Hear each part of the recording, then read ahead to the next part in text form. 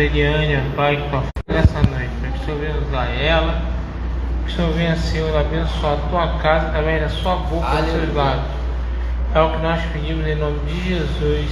Amém. Abra sua Bíblia no livro de Jó, capítulo 5.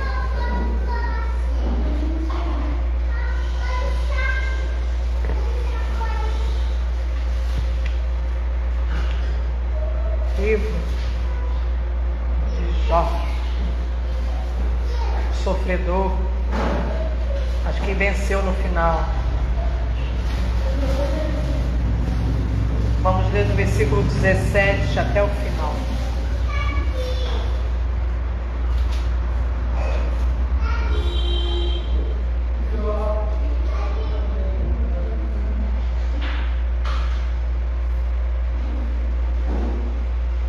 Livro de Jó, capítulo 5, é lá para frente, é no Antigo Testamento. Sabia que o Jó foi escrito antes do Gênesis? O livro mais antigo da Bíblia é o Jó, não é o Gênesis não. Porque primeiro veio o Jó, depois que veio Moisés falando das coisas da criação. Jó 5. Vamos ler do 17 em diante. Eu vou ler na minha versão, que é diferente, porque eu quero ler na minha versão e você lê na sua. E depois, quando nós sentarmos, nós vamos falar versículo por versículo. E aí a gente vai tratando de tudo que Deus quer falar conosco aqui. Amém? Amém. Jó 5, 17. A minha é um pouco diferente, mas lê aí. Ela fala assim: eis que ditoso é o homem a quem Deus repreende. Já vou traduzir o ditoso, é feliz. Eis que feliz é o homem a quem Deus repreende. Que coisa estranha, não é, irmãos? Não desprezes, pois, a correção do Todo-Poderoso. Na sua versão deve estar escrito castigo. Porque ele faz a chaga, ele faz a doença, ele faz a dor, ele faz a ferida. E ele mesmo a liga, significa que ele mesmo a cura. Ele fere e as suas mãos curam. Em 6 angústias ele te salvará, e na 7ª nenhum mal te tocará. Na fome ele te redimirá da morte, e na guerra do poder da espada. Do açoite da língua estarás encoberto, e não temerás a destruição quando vier. Da destruição e da fome tu rirás, e não temerás os animais do campo. Pois até com as pedras do campo terás o pacto. Pois até com a pedra do campo terás o teu pacto, e as feras do campo estarão em paz contigo. E saberás que há paz em tua tenda. Ó, que coisa linda! E visitarás a tua habitação e não pecarás. Deste modo também saberás que a tua descendência se multiplicará, e a tua posteridade como a erva da terra.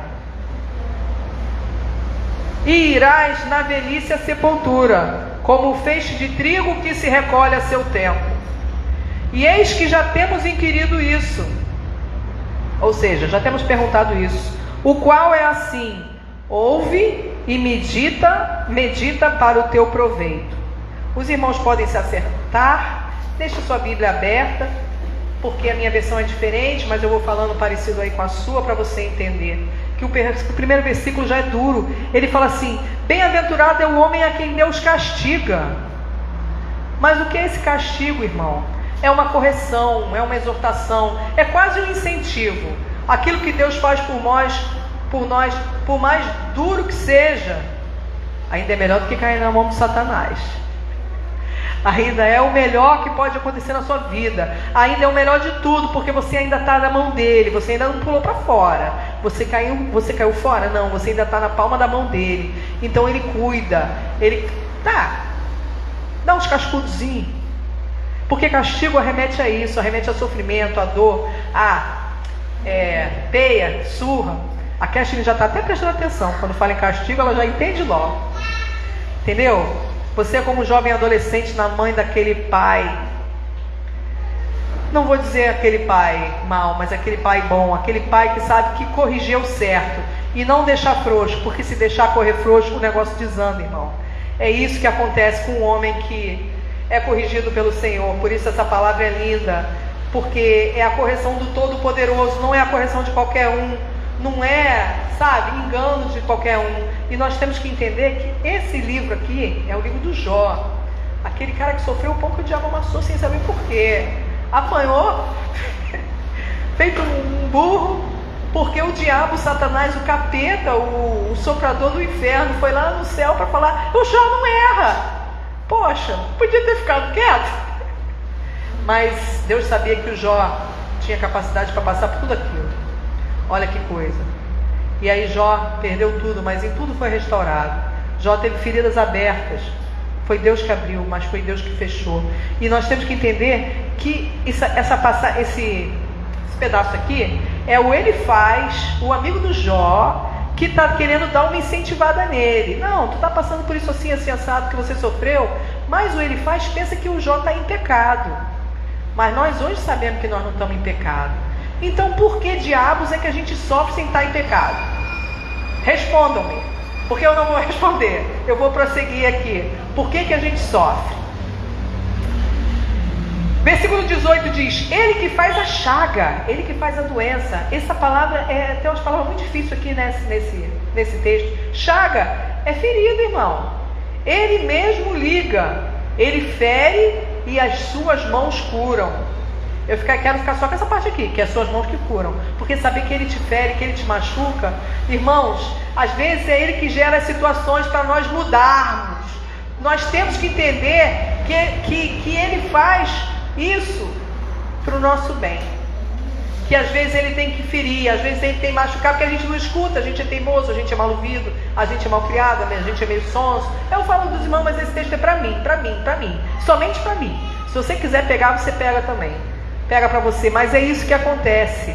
Às vezes ele está dando uma correção, ele está dando um pito, ele está dando uma chamada, que é para a gente mudar, porque a gente não está vendo, a gente não está enxergando, porque a gente está fazendo alguma coisa que talvez não esteja agradando a ele, ou simplesmente porque ele não permite tentar mais que possa suportar, que é o que aconteceu com Jó. Ele permitiu Jó passar, para depois ele falar assim: Jó é meu servo, eu sei quem é Jó. Já pensou Deus falando isso de tipo Satanás? Pro chifrudo? Eu sei quem é a Eliane. Eu quase falo: eita Senhor, não confia muito não. Não confia muito não, que aquela piada que fala que o Senhor está me confundindo com o Rambo, eu estou quase nessa piada aí. O Senhor está me confundindo com o Jó. Mas ele prossegue aqui e fala: olha só, em 6 angústias te salvará, e na 7ª nenhum mal te tocará. Quer dizer que você já passou 6 angústias na vida, já passou coisa ruim pra caramba, já passou problema, já passou coisa ruim, já passou sofrimento, já passou aí umas coisinhas meio difícil. E ele ainda fala na 7ª: a 7ª o mal não te tocará. Na 7ª o mal não te tocará. Na 7ª nenhum mal te tocará. Repita isso para você mesmo, para você saber, para você confiar, para você crer que a gente pode passar por angústia, pode passar por algum sofrimento, alguma coisa ruim, entendeu? Mas ele não vai deixar acabar contigo. 7 é o número da perfeição. Talvez no 7 venha a pior coisa, mas você já vai estar tão calejado, você já vai estar tão experiente com Deus, que você não vai nem sentir, irmão.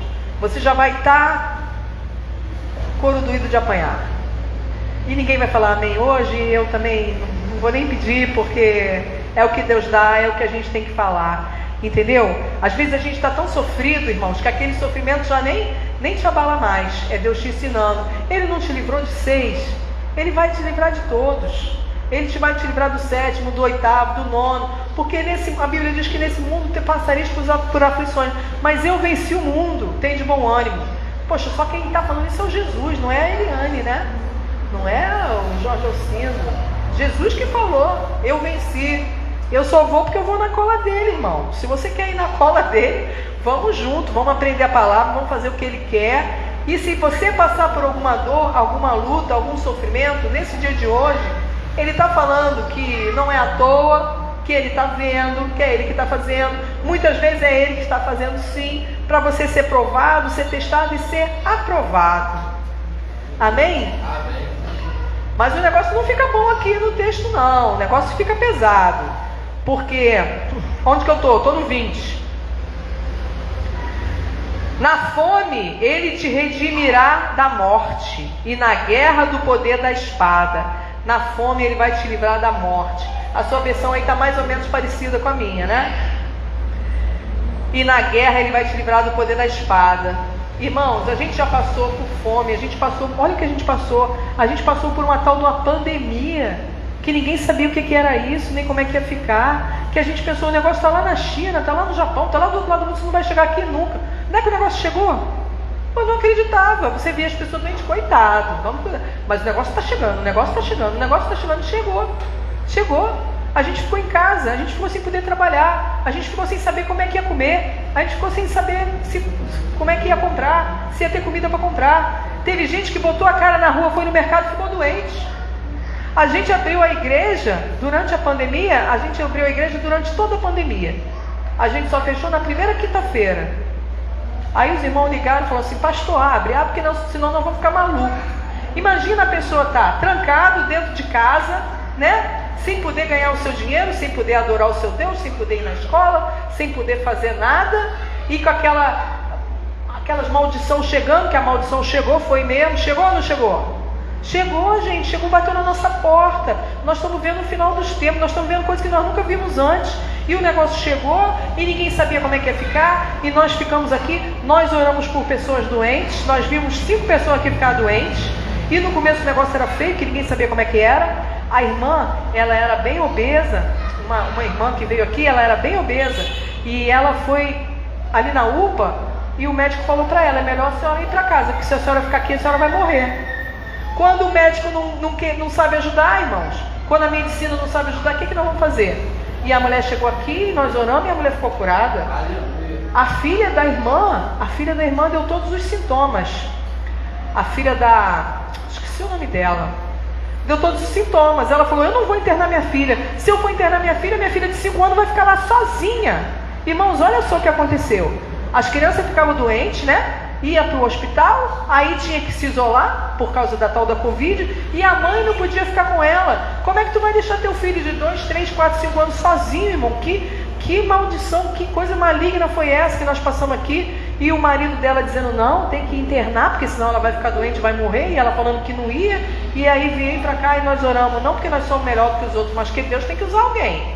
E Deus usou e livrou. A vizinha aqui de cima teve Covid, orou aqui na roda, todo mundo deu a mãozinha aqui para ela, ninguém pegou a Covid dela não, e ela ficou curada.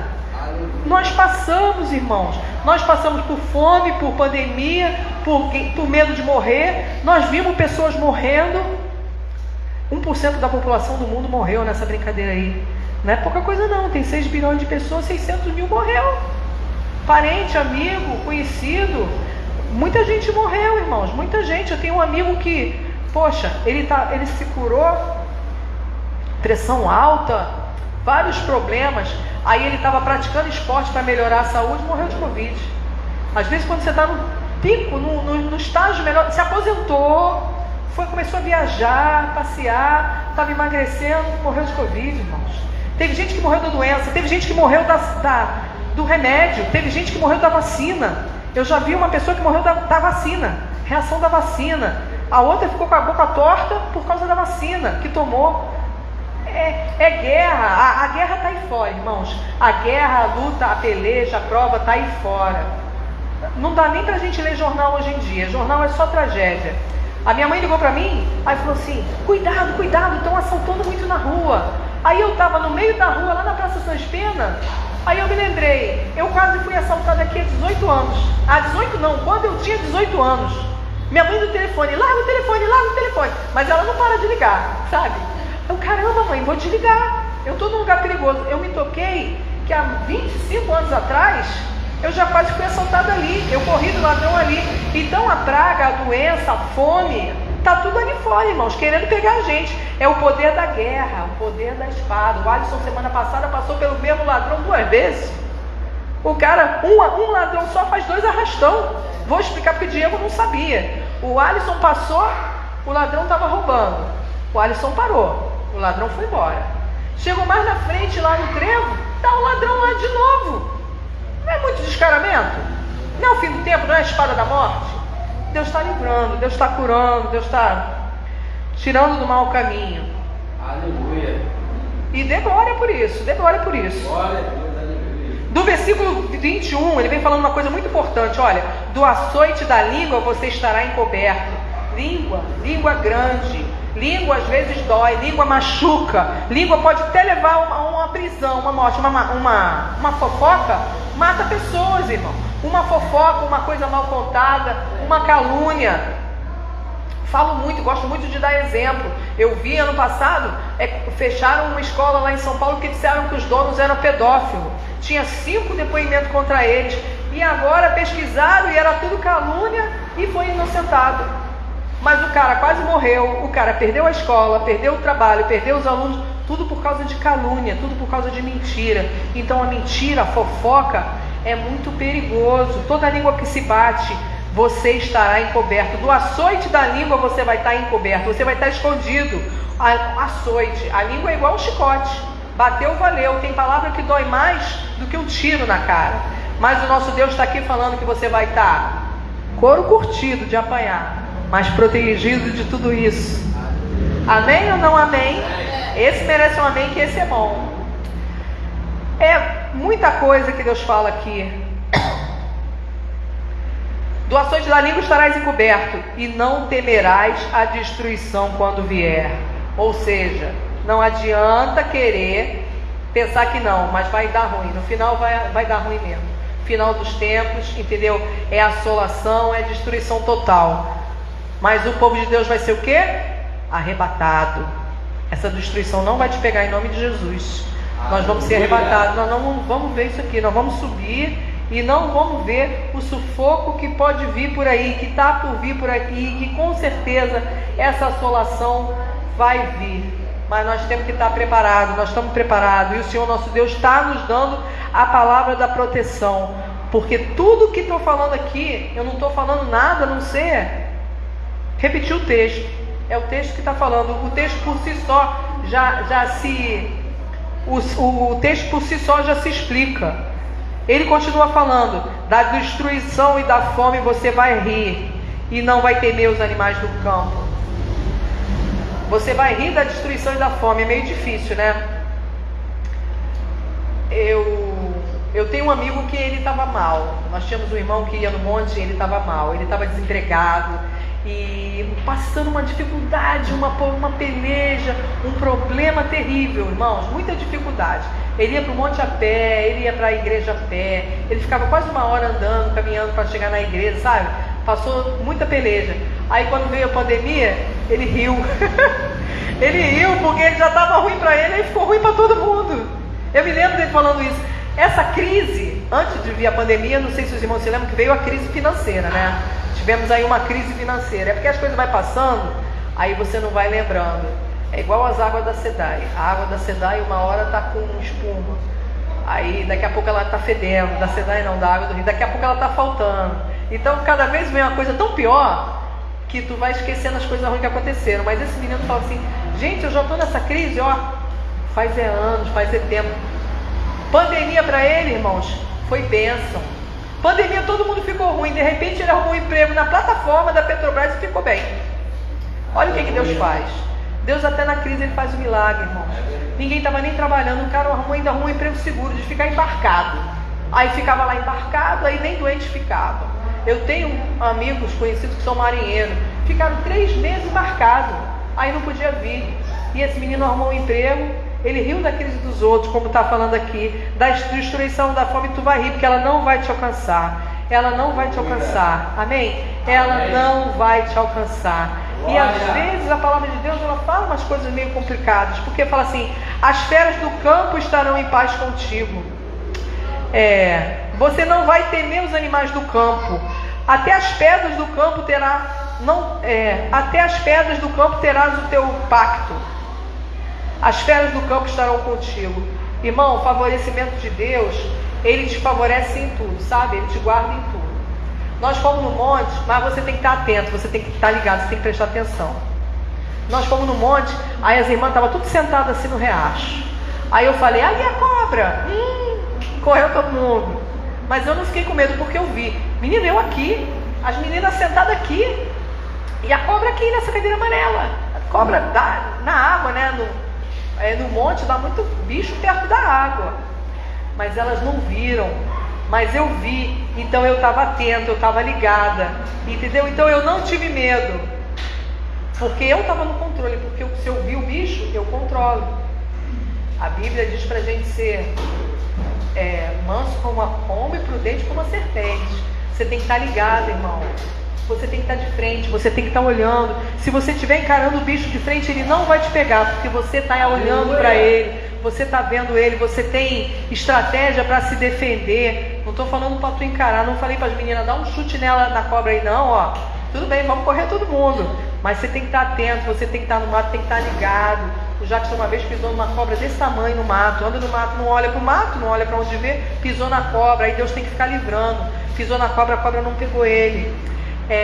Não sei se os irmãos viram na internet essa semana, a mulher chegou lá na Inglaterra, aí tem aqueles soldados que tem aquele chapéu assim, né? Aquele chapéu grandão lá dos ingleses, aí ele fica lá na porta do castelo assim, ele não se mexe. E tem uns que ficam em cima do cavalo. Poxa, a mulher chegou do lado do cavalo, o cavalo creu no braço dela, mordeu o braço da mulher e ainda puxou. Irmãos, eu nem sabia que cavalo mordia. Eu vi, procure na internet, o cavalo mordeu a mulher em frente ao palácio de Buckingham. Tu pensa que o soldado fez uma coisa? Eu acho que aqueles soldados são pagos para ser estátua. Eu acho que ele não pode olhar para nada. Poxa, mordeu, a mulher podia ter cuidado, acudido, mas que nada. O povo que levou ela para lá. Sabe por quê? Porque estava escrito uma placa assim: não se aproxime que o cavalo pode morder. Irmão, lê. Lê os avisos que Deus dá. Seja prudente. Preste atenção no que Deus está falando. Às vezes está escrito, a pessoa não lê. A mulher falando, cheia de pose do lado de um cavalo.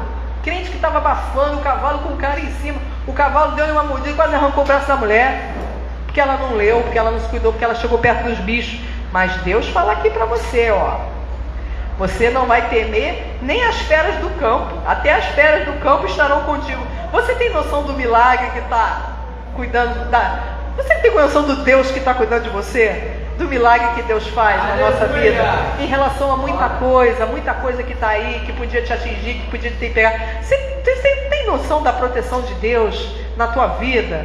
No que você podia estar passando, no que você podia estar sofrendo, irmãos? Até uma lacraia passar por cima da gente dá cobreiro. E Deus protege, e Deus te guarda, Deus cuida para que mal nenhum te atinja. Tudo bem, vamos seguir aqui no aprendizado sobre a mão de Deus, mas que Ele cuida. E o versículo 24 é lindo, porque o 24, eu não estou falando nada do que está escrito aqui, tá? Mas eu fico olhando. Eu escrevo, aí não falo nada do que escrevi, mas fico olhando. 24 fala assim, ó: saberás que há paz na tua tenda, e visitará a tua habitação e não pecarás, não te faltará nada. A versão de vocês está dizendo não faltará nada, né? Não falharás. Deus não falha, irmão. Deus deixa a tua tenda em paz, mesmo nessa confusão, mesmo na luta, mesmo no problema, mesmo na dificuldade. Ele ainda visita a nossa casa. Ele não falha, Ele cuida até o fim. Tudo bem, pode o negócio estar pegando fogo, pode você passar um dia de luta na rua, mas quando você chega em casa você ainda tem paz. Ainda conseguimos botar a cabeça no travesseiro e dormir, amém? Amém. Conseguimos descansar no Senhor, porque isso é bíblico também. O servo de Deus bota a cabeça no travesseiro e dorme. Mas se o Senhor não cuidar, não edificar a casa, em vão trabalha os que aguardam, em vão trabalha o sentinela. E é muito linda essa palavra e eu quero continuar com ela. Porque o versículo 25 diz assim: deste modo também saberás que a tua descendência se multiplicará, e a tua posteridade como a erva do campo. Não se preocupe com o teu povo. Deus vai cuidar. Tá, se preocupe, mas creia que mesmo você faltando, Deus vai cuidar. Deus vai cuidar. A tua descendência se multiplicará. Isso nem sempre é bom. A minha amiga essa semana, ela veio falar comigo: Eliane, a filha dela está querendo namorar, 12 anos. Falei: está repreendido no nome de Jesus. Jeová, afasta esse gavião. Está querendo se multiplicar, irmão. É a natureza da coisa. Mas é que às vezes a gente fica tão preocupado que a gente acha que se a gente faltar, a nossa posteridade vai faltar. Não vai. A promessa é para você e para a sua descendência. Deus vai cuidar da sua casa. Deus vai continuar fazendo as coisas, mesmo que você falte. Essa semana, hoje, a filha da irmã Alzira me ligou. Irmã Alzira, eu vou contar porque Diego não sabe. É uma serva do Senhor que nós conhecemos, uma grande profeta, uma pastora lá de Piabetá. E ela começou a pregar no pé de amendoeira. Debaixo do pé de amendoeira tinha uma sombrinha. E ela começou a pregar lá. E começou a juntar 80 pessoas debaixo do pé de amendoeira. E ela falou: Senhor, isso aqui tem que crescer. E o negócio cresceu para dentro da casa dela. E ela foi arrumando aquele espaço humilde, até que ela conseguiu uma doação. Ela tinha um terreno lá, uma parte do quintal.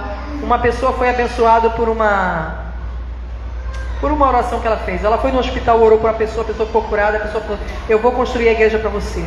E esse homem construiu uma igreja para ela do tamanho de 3 disso aqui. É esse comprimento com 3 vezes essa largura. E o sonho dela era legalizar o terreno e regularizar a igreja. Mas a irmã Alzira, o Senhor recolheu no ano passado. Mas a obra dela não parou. A obra dela não parou. A igreja está lá, a igreja está aberta. Os irmãos continuam congregando na igreja. E a filha dela falou comigo: eu quero realizar o sonho da minha mãe. A minha mãe queria ver essa igreja regularizada. A igreja está de pé e a gente vai regularizar ela. Já estamos concluindo a legalizar o terreno, irmãos. Ela foi recolhida, mas a obra dela ficou e Deus honrou com a geração dela.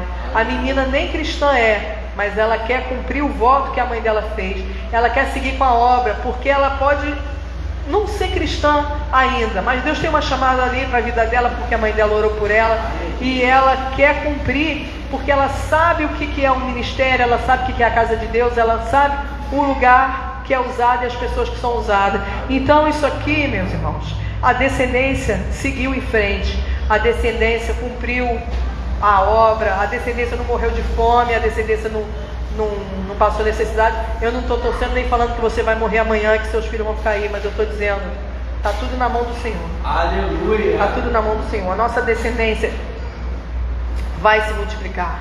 A minha descendência quase morreu outros dias. E é duro, não é fácil. Mas Deus tem um plano, Deus tem a obra, Deus leva quando Ele quiser, e quando Ele não quer, Ele não leva. Então a descendência está aí e vai seguir em frente, amém? Amém. E aí o versículo 26, já estou acabando, não cochilem. Diz assim: na velhice você irá para a sepultura. Foi ele que falou, é na velhice. Se tudo der certo, irmãos, é na velhice. Se tudo der certo, não é hoje nem amanhã, não, é quando estiver velhinho, cansado já, enfadado, é na velhice. Não se preocupe, Deus tem muito plano para a tua vida, ainda tem muita obra para a tua vida, amém? Ainda tem muita coisa para se cumprir na tua vida, você crê, diga amém. Irás na velhice à sepultura, como um feixe de trigo, que se recolhe a seu tempo. Deus recolhe no tempo que Ele quer, mas Deus recolhe no tempo certo. É tudo no tempo certo, ninguém vai morrer que seja fora do tempo não, irmão. Creia nisso, é o tempo de Deus que manda. E Ele fala aqui que você vai ser como um feixe de trigo. Você é trigo, entendeu? Você é cheio. Você não é joio, você não é vazio, você não é palha que queima no fogo, você é trigo. Trigo aqui quer dizer que vai para o céu, e só quando chegar a hora. Você é trigo, diga amém. Às vezes a gente tem dúvida, amém ou não amém? Está sofrendo, tem dúvida, será que eu estou fazendo alguma coisa errada? Será que eu não sou trigo? Será que eu sou joio? Será que eu estou na igreja só matando tempo? Será que eu estou na igreja só sentado e não estou escutando, não estou entendendo, não estou aprendendo? Será que Deus não está vendo? Eu já estou achando que Deus não está vendo nada porque Ele não está respondendo. Eu não sei. Hoje Deus vem falar que você é como um feixe de trigo. Você é como uma braçada cheia de um trigo vigoroso, um trigo frutífero, um trigo que vai para o céu, um trigo que é bênção. É uma pregação que se prega muito, que está dentro da igreja, o joio e o trigo. O joio é o filho da maldição, é o vazio, é aquele que não tem nada, é aquele que vai para o fogo. Mas ele aqui diz que nós somos trigo, amém? é para tomar posse, é para crer nessa palavra, porque quando nós estamos passando essa correção de Deus, às vezes um castigo, estamos passando às vezes uma privação, uma necessidade, a gente se pergunta muito, será que a gente está errado? Será que a gente fez alguma coisa? Será que a gente não está certo? Creia, tenha a convicção da sua salvação, tenha a convicção do que você está seguindo, do que você está servindo, do que você está crendo. Você não está perdido não, Deus não deixou de olhar para você, Deus não deixou de te ver, Deus vê todas as atitudes. E aí, meu filho, no final ele fala isso aqui, ó. Eis que já temos inquirido, já temos perguntado isso, nós temos perguntado isso, mas é assim, ouve e medita para o seu proveito. Como é que está escrito na Bíblia de vocês? Ouve e medita para o seu próprio bem?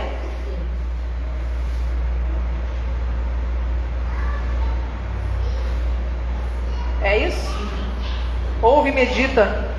Tudo que você está passando, pensa que é para o seu próprio bem. Porque se você levar para o pensamento ruim, tudo que você está passando aí afunda. Aí é depressão, é coisa maligna, é tristeza, é falta de ânimo, é tudo de ruim, é cansaço, é fadiga, é ansiedade. Se você levar para o ruim o que você está passando, só vai servir para o mal. Ouve e medita para o seu proveito, para que te sirva de alguma coisa, para o seu próprio bem. Porque se você começar a pensar que é mal, se você pensar que Deus largou, se você pensar que Deus não viu, que Deus não quer nada, aí o negócio vai ficar estreito, irmão. E a gente não está aqui para passar por coisa estreita. Deus não te põe na luta, Deus não te põe na prova para você falhar, para você se perder. Quem era Jó? Jó era um homem correto. Jó ofertava até pelos seus filhos. Jó era amado por Deus. Deus via Jó.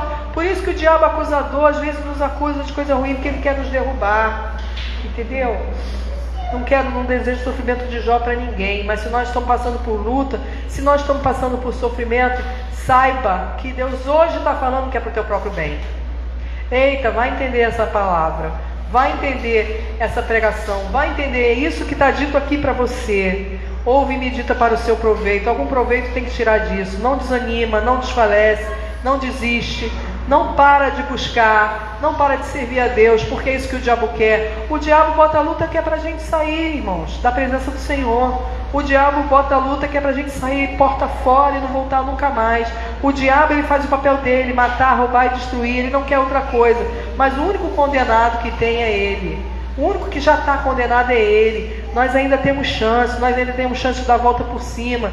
E eu vou falar para os irmãos que eu também passo momentos ruins. Essa semana passei um momento muito ruim, não foi fácil para mim.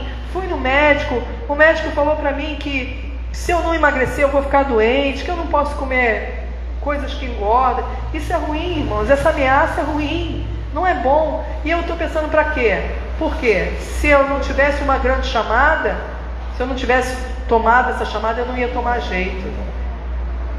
Já estou uma porção de dias sem comer açúcar. Não é fácil não. Difícil é ver a minha vizinha que hoje falou que a filha dela teve diabetes. E aí ela falando, e morreu ano passado de complicações que ela teve. E ela falando, minha filha chorava e não podia comer. E eu chorava com ela, porque ela queria comer as coisas e não podia. Irmão, tem hora que até comer é pecado. Aí você fala, poxa Senhor, até comer é pecado. Satisfação do pobre é comer, a alegria do pobre é comer. Mas a Bíblia diz pra gente não ser glutão, a Bíblia diz pra gente não ser exagerado. E o diabo botou no mundo as mulheres dele, que são as diabetes. E a gente tem que ficar vigilante, amém? Amém. Creia que essa palavra é um resumo de Deus para a tua vida, para a tua não, para a minha.